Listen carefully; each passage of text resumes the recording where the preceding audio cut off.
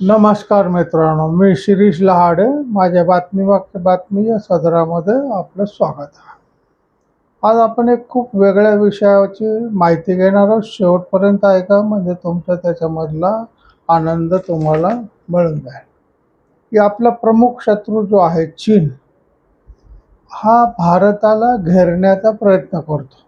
म्हणून त्यांनी काय केलेलं आहे की स्टिंग ऑफ पर्स, मोत्यांची माळ भारताभोवती बोलले. मग श्रीलंका, ब्रह्मदेश, बांगलादेश, पाकिस्तान, मालदीव अशा सगळ्या देशांशी संपर्क साधून त्यांचा काही तिथं बंदरं ताब्यात घेतली, काही ठिकाणी विमानतळं ताब्यात घेतली. श्रीलंकेला हंबनकोटा विमान बंदर ताब्यात घेतलं, ब्रह्मदेशामध्ये ताब्यात घेतलं. श्रीलंकेचं झालं, पण बांगलादेशचं आता त्यांना परवानगी दिलेली की तुम्ही आमच्या याच्यामध्ये बंदरामध्ये येऊ शकता. पाकिस्तान तर त्याचं चीनचं चमचाच, त्याचा काय जमीन देतील, विमानतळ देतील, बंदरं देतील. मग असंच नाही तर पुढं दक्षिण आफ्रिका, म्हणजे संपूर्ण हिंदी महासागरावर चीनला सत्ता गाजवायची आहे. त्याच्यामुळे त्यांनी काय सुरू केलं की स्ट्रिंग ऑफ पर्स, म्हणजे प्रत्येक हिंदी महासागराच्या पट्ट्यात जे जे देश येतात त्या सगळ्या देशांवर आपले सैनिकी स्थळ स्थापन करण्यासाठी त्यांनी प्रयत्न केले. मग कधी त्यांना कर्ज देऊन, कधी त्यांना त्यांच्या विकास कामाची मदत लोन देऊन, असं पद्धतीने त्यांनी ते देशाचं संपर्क करून जागा ताब्यात घेतलेला. आता त्याला भारताला काहीतरी हालचाल करणं, प्रत्युत्तर देणं भाग आहे. तर भारताने सुद्धा आपले परदेशामध्ये स्थळ स्थापन करायला सुरुवात केलेली आहे. पूर्वी जेव्हा 2014 पूर्वीचे जे सरकार होते त्यांच्या एवढं विचाराधीन असे काही प्रश्न नव्हते की आपल्या भारताचं जे स्थळ, भारतामधले जे नौदल आहे, विमानतळ आहे, ते व्यवस्थित करणं एवढंच ध्येय होतं. म्हणजे दूरदृष्टी ज्याला म्हणतो ती नव्हती. जसं मोदी सरकार 2014 आलं, त्यांनी चीनच्या या युद्धनीतीचा अभ्यास केला आणि आपल्याला सुद्धा परदेशात स्थळ स्थापन केले पाहिजेत. हिंदी महासागरामध्ये आपल्याला वर्चस्व स्थापन करायचं असेल तर हिंदी महासागरामध्ये आपल्याला अनेक ठिकाणी लष्करी स्थळं पाहिजेत, याची त्यांनी सुरुवात केली. तर त्याच्या आता भारताच्या बऱ्याच ठिकाणी, काही ठिकाणी उघड आहेत, काही ठिकाणी गुप्त पद्धतीने आहेत. तर त्याची माहिती मी तुम्हाला समजून सांगणार की भारतातल्या लष्करी तळाव्यतिरिक्त परदेशामध्ये जे लष्करी तळ आहेत त्यातलं पहिलं आहे मॉरिशस. अगालेगा आईसलँड म्हणून जे आहे, म्हणजे बेट आहे, तर त्या बेट भारताने ताब्यात घेतलेलं आहे. म्हणजे मॉरिशसने आपल्याला ते भाड्याने दिलेलं आहे. 3000 मीटर लांबीची धावपट्टी तिथं बांधलेली आहे. त्याला एअरस्ट्रीप असं म्हणतात. जहाजांसाठी जेट्टी विकसित केलेली आहे की ज्या योगे भारताची जहाजं तिथं जाऊन दुरुस्ती करू शकतात, डिझेल किंवा त्यांना काय भरायचं ते भरू शकतात, रसद घेऊ शकतात. आणि अत्यंत महत्त्वाचं सामरिक केंद्र आहे. कारण मॉरिशसहून पाहिलं की हिंदी महासागर एका बाजूला आहे, भारतापासून लांब आहे आणि संपूर्ण हिंदी महासागरावरच्या पट्ट्यामध्ये ते येतं. दुसरा जो महत्त्वाचा आपला तळ आहे तो म्हणजे ताजिकिस्तान. म्हणजे खरा भारताचा पहिला लष्करी तळ तो ताजिकिस्तानमध्ये स्थापन झालेला आहे. हरखोर एअर बेस असं त्याला म्हणतात. हा भारताचं अफगाणिस्तानच्या सीमेजवळ असल्यामुळं मध्य आशियातील सुरक्षेसाठी महत्त्वाचा आहे. म्हणजे जर कधी मध्यपूर्वेत युद्ध सुरू झालं किंवा भारताला प्रश्न पडला, ते आपल्याला ताजिकिस्तान वगैरे वगैरेची आपल्याला मदत करायची आहे, की तिथून काही आपल्याला गॅस, पेट्रोल वगैरे आणायचं आहे, तर त्या तळाचा आपल्याला मोठा उपयोग होतो. तिसरं लष्करी स्थळ जे आहे आपलं, म्हणजे ते आहे ओमानमध्ये, म्हणजे दुकम पोर्ट म्हणून ज्याला म्हणतात. तर त्या ओमानच्या दुकम बंदराचा वापर भारतीय लष्करी तळ तिथं अजून स्थापन झालं, म्हणजे लष्कर ठेवलेलं नाही, पण त्या बंदराचा आपला जो करार झाला त्याच्यानुसार भारतीय नौदल त्या बंदरामध्ये जहाजांची दुरुस्ती करणं, रसद पुरवठा, लॉजिस्टिक करणं, या गोष्टी करतं. रास अल हद म्हणून तिथं एक जे आहे ते लिसनिंग पोस्ट. आता लिसनिंग पोस्ट म्हणजे काय, नजर ठेवण्यासाठी आहे.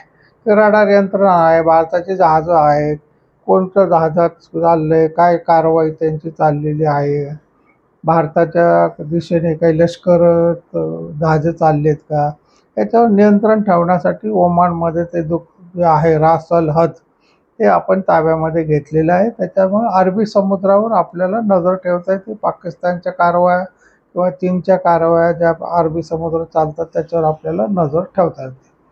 चौथा जो स्थळ आहे तो सेशेल्स. सेशेल्स म्हणून जो देश आहे त्याचं आझमशन आईसलँड सेशेल्सच्या जवळ जे आहे तर ते भारताने ताब्यात घेतलेलं आहे. तिथं कोस्टल सर्व्हिलन्स रडार सिस्टीम भारताने विकसित केलेली आहे. नौदलासाठी सुविधा तिथं उपलब्ध केलेल्या आहेत. पाचवा जो आहे भूतानमध्ये.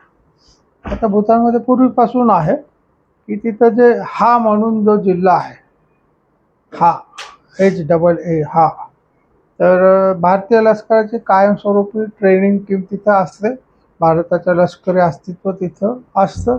वेळ पडेल तेव्हा भूतानचं संरक्षण करण्यासाठी तिथलं लष्कर वापरलं जातं. सहावं जे स्थळ आहे ते मादागास्कर म्हणून आहे. भारताचं तिथं महत्त्वाचं लिस्निंग पोस्ट आहे, जे लक्ष देण्यासाठी आपण एक बेट ताब्यात घेतलेलं आहे मादागास्करचं. तिथं रडार स्टेशन आहे. दक्षिण पश्चिमी हिंदी महासागरावर आपण लक्ष ठेवतो. आता नवीन जे आहे ते सिंगापूर, जे भारतीय नौदलाला इथे इंधन भरण्याची, रसद देण्याची सुविधा देण्याची करार आपला झालेला आहे. त्याच्यानंतर नौदल सिंगापूरचं जे चांगी नौदल तळ आहे तो आपल्याला वापरायला मिळतो. त्याच्यानंतर इंडोनेशियामधला जो आहे तर साबंग बंदर म्हणून जे आहे ते इंडोनेशियाने आपल्याला वापरायला परवानगी दिलेली आहे. मालदीवमध्ये एक बेट आपल्या ताब्यात होतं पूर्वी. तिथे जे राष्ट्रपती मोहम्मद आले त्यांनी मध्ये मग भारताने क्विट इंडिया म्हणून भारताला ते सोडायला लावलं होतं. आणि मग जेव्हा मोदी सरकारने त्यांच्या नाड्या आवळल्या, त्यांना खायला प्यायला मिळेना, चीनही मदत करेना, तेव्हा त्यांनी गपचूप भारताची शरणागती घेतली आणि आपल्याला एक बेट दिलेलं आहे. आता तिथं पूर्णपणे भारताचा ताबा आहे. आणि त्याच्यामुळं काय होतं की जे त्याच्याच पलीकडं थोड्या अंतरावर चीनचं नौदल आहे. त्याच्यामुळं आपल्याला सुद्धा चीनच्या नौदलावर लक्ष ठेवता येतं, कारण भारतापासून मालदीव अत्यंत जवळ आहे. आणि मग चीनच्या काही हालचाली चालू झाल्या तर भारताला त्याच्यात लक्ष देता येतं. लक्षद्वीपमध्ये मिनिकॉय बेटावर म्हणजे INS जटायू म्हणून आपण एक मोठं असं लष्करातलं तळ उभारत आहोत. नौदलाचा, लष्कराचा, सगळ्याच त्यात. पूर्वी साधं लष्कर नौदल तिथं असायचं. आता आपण मोठ्या प्रमाणामध्ये हिंदी महासागरात लक्ष ठेवण्यासाठी आपण लक्षद्वीपला तळ उभारत आहोत. तो भारतातला आहे, तो काय परदेशातला आहे असं नाही आहे. चाबहार बंदर इराणमधलं जे आहे, चाबहार बंदर ते आपल्याला इराणने ताब्यात दिलेलं आहे. तिथे आपण विकसित केलेलं आहे. त्या चाबहार बंदराचा मोठा फायदा असा आहे की पाकिस्तानमध्ये जे गदर बंदर चीनला दिलेलं आहे पाकिस्तानने, त्याच्या अगदी लागूनच जवळ ते आहे. त्याच्यामुळे आपल्याला चीनच्या सगळ्या हालचालीवर लक्ष ठेवता येईल. कधी लढाईचा प्रसंग आला तर आपल्याला त्या चाबहार बंदराचा उपयोग होईल.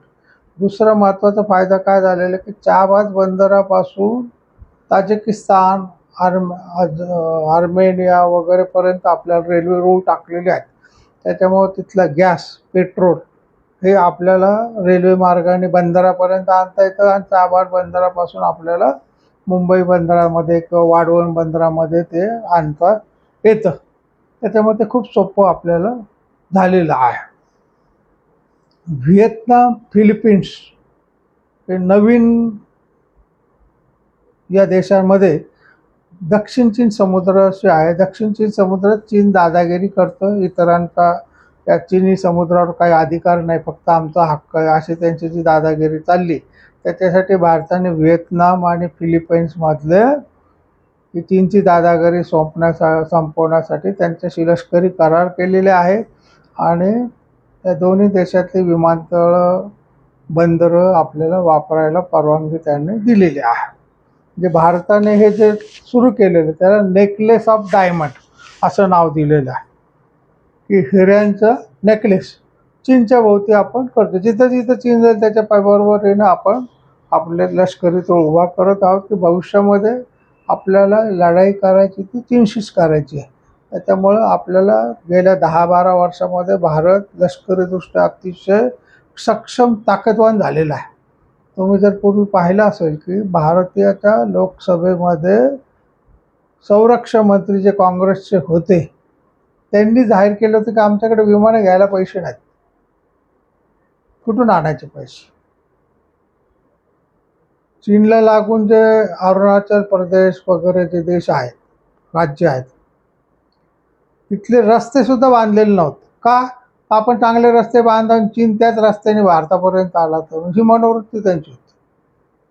चीनच्या बाजूने आता भारत सरकारने धावपट्ट्या उभारलेल्या आहेत, रस्ते चांगले केलेले आहेत. मी गेलो होतो 7-8 वर्षापूर्वी याच्यामध्ये अरुणाचल प्रदेशमध्ये, तेव्हा अक्षरशः म्हणजे आपण झाडाझुडपातून दगडातून गाड्या जायचो. म्हणजे मोठी गाडीच जाऊ शकत नव्हती. जीप गाडीने जायचं तर 30 किलोमीटर अंतराला अख्खा दिवस लागत होता, कारण 10च्या स्पीडनीच गाड्या जातात.